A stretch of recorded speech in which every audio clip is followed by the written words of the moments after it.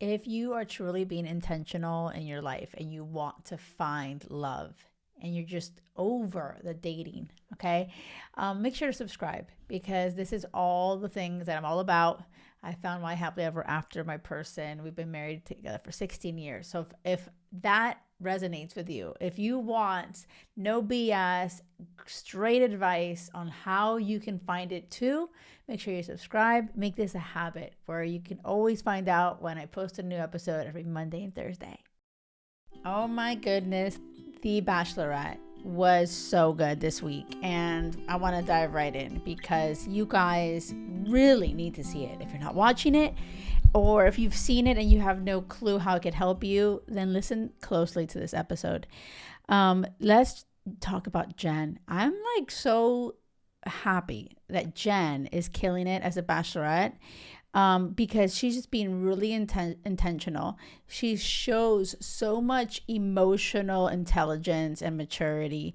She clearly has done a lot of inner work, gone to therapy, healed past wounds, trauma, and that is exactly what I feel everyone needs to do. Everybody. And so she's in a place where, she's connecting with these guys, and let's talk about each, the ones that are the most important. Let's start with Sam, the cute Sam. There's the other Sam that we'll talk about, but the guy that she has crazy chemistry with, I want to be clear about that, and I mentioned it before. Jenn and Sam are all on top of each other.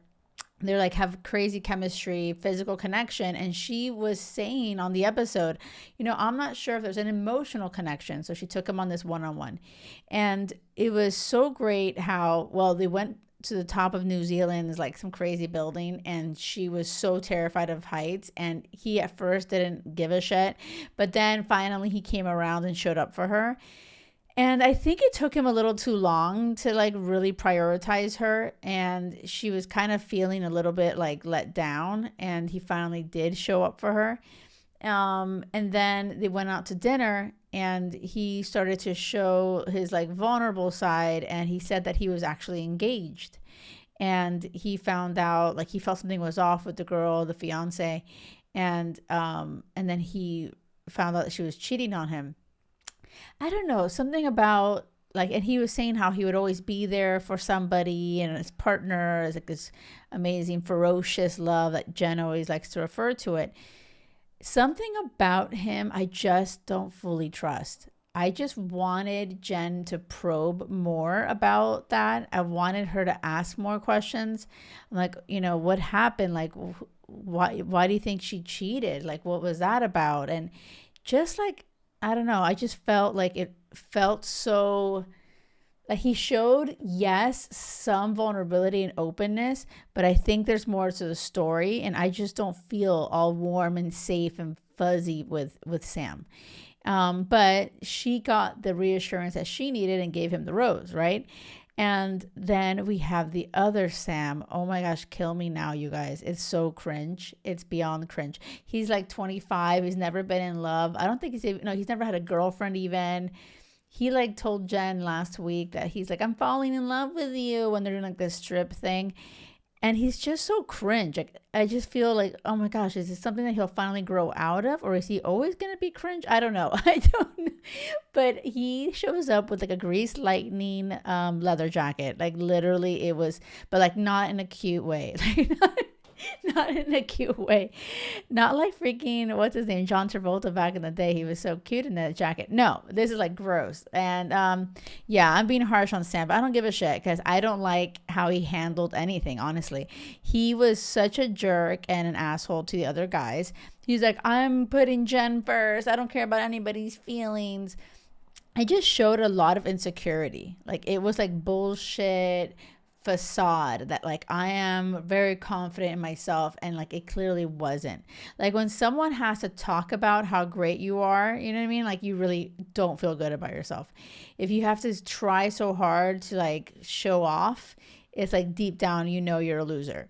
And so I'm so happy and relieved that like first of all he comes in and interrupts her little mini chat with Thomas, who I'm not even crazy about Thomas, honestly. I'm so over Thomas, but whatever.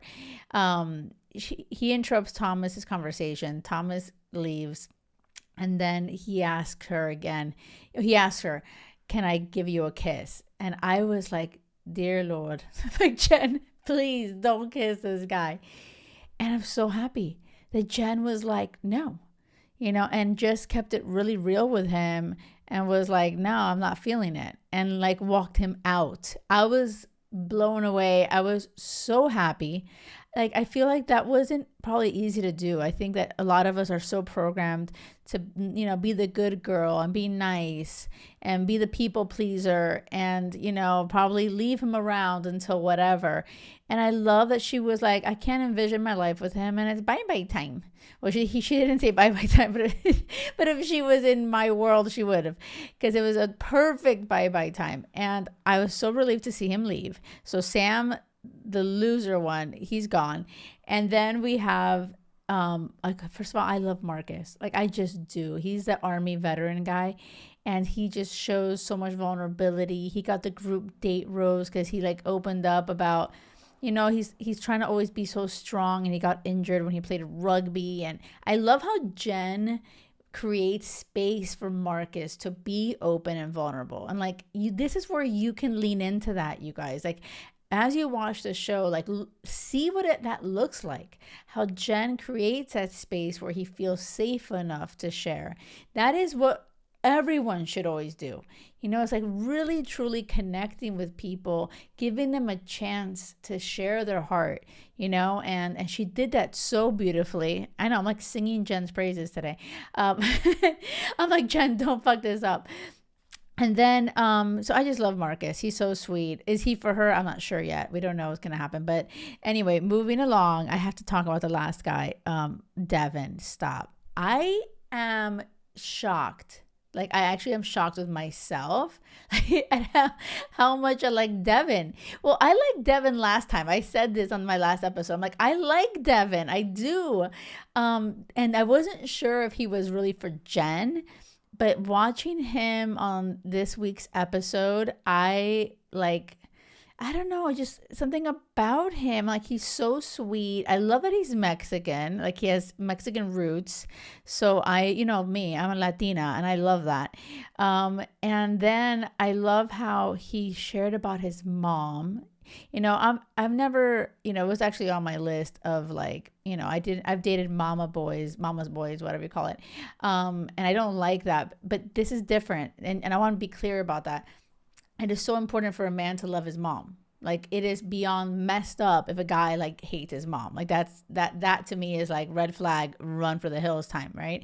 So I love that he loves his mom, and I love that, Jenn and him, like, Jenn was able to empathize with him and be like, her mom was there for her and how she's her rock, and Devin's mom was like the mountain for him. Like, it was just so sweet how they emotionally connected, and how he respected and really loved how Jenn wants to bring in her like Buddhist religion to her children, and he totally supported that.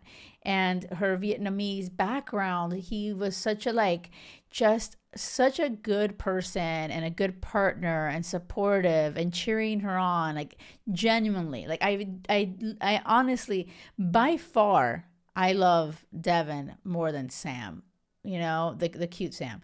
I know they use the initials of the last name. I use like adjectives. So this is but either way, I like Devin more. They're just so sweet. Something about Devin. I actually even crossed my mind. I'm like, oh my gosh, should Devin be like, if he doesn't win the rose with Jenn, like, should he be the next Bachelor? Like, I feel like that would be so fun. Like, that'd be so fun to have Devin as a Bachelor, Anyway, that could be kind of crazy. And then the last thing I have to talk about with you guys. Okay, so like, you literally have to see the show again. If you've seen it or if you've never seen it, you have to see it, because you could see what emotional intelligence looks like. You can see what it doesn't look like, and how, like, Sam, the loser that's never been in love. By the way, just that being said, I know it sounds so critical, but that guy Sam, who's never been in love at 25, it's like, when you see him and his behavior during that day and night, it's like he's so immature. Like, no wonder he's never been in love. Like, he's just wrapped up in his own world, and he's just lacks emotional intelligence. Like, he really is just so insecure. There's so many things about him that there's no room to let anyone else in. You know, there just isn't. He's on his journey. So anyway, all of a sudden at the very end, you guys, surprise visit, Jenn has her ex-boyfriend, Matt, that shows up. Okay, and I need to tell you, like, how do I feel about this? He dated her 3 years ago, and now he wants another chance with her. They had reconnected a few months prior to her going to this show, and supposedly he was going to go to, you know, he was in Colombia for some weddings that she was supposed to go to and didn't. So that kind of made me wonder, like, hey, what's going on in their relationship? Are they really just friends now? What's going on? I don't know. It's kind of unclear. But either way, he then professes his love for her and says, I love you, and says that he's ready to get engaged. So she doesn't know what to do. She's like, oh my God. So he might be coming into the rose ceremony, and she is going to be thinking about giving him, like, they showed a little glimpse into next week's. And how do I feel about this? Honestly, like, I truly feel it's Jenn's journey, and the guys that are there now, if they have the emotional maturity and they are making Jenn a priority, they will put their egos to the side and cheer whatever decision she makes. At the end of the day, if you're right for her, if you're her person, then you guys will be at the end, at the altar, right? This is where, you know, you'll see which man really is the mature, secure in himself, whatever. But that being said, you know, Jenn has made comments about her past and how she didn't receive the love from her father.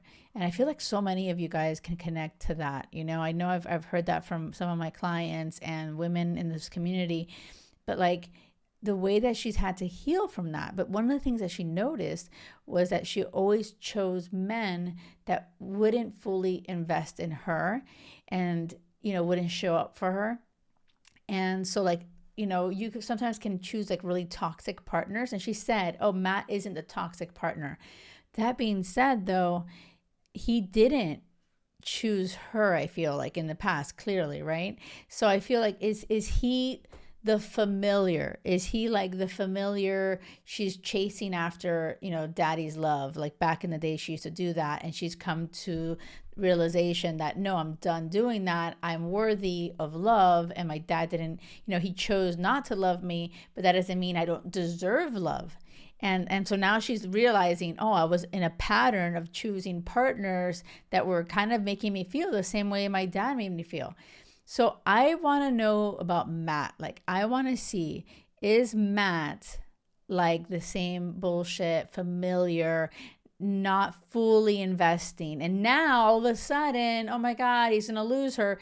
Like, I really think that this is something that Jenn, I actually really trust Jenn. I feel like Jenn is really emotionally intelligent, and I think she's done a lot of inner work. So I'm really curious next week to see, will she keep Matt in the running, or will she realize that he's like just one of those guys of familiar bullshit and be done with it? And I feel like the real men that she has will stick around and not give her shit for it. I think the only guys that will whine about it are like the insecure guys, or the guys maybe lacking some emotional maturity, like Thomas or some shit like that. We'll see. I'm going to talk about this next week. So let me know in YouTube. If you haven't subscribed, make sure to subscribe, because I am always going to be going, you know, I don't hold back. I don't sugarcoat shit. Like, this is so good for you guys to hear this and learn from these reality TV shows. Seriously, it's so good. Let me know in YouTube. Write me a comment. Also on Instagram, find me there, the Jackie Loor. And if there's something that you want me to talk about or do an episode for, I love doing that. I love hearing from you guys. Let me know what you need help with, and I'm here for you. Thank you. Until next time, remember, it has to be crazy love or nothing. Thank you.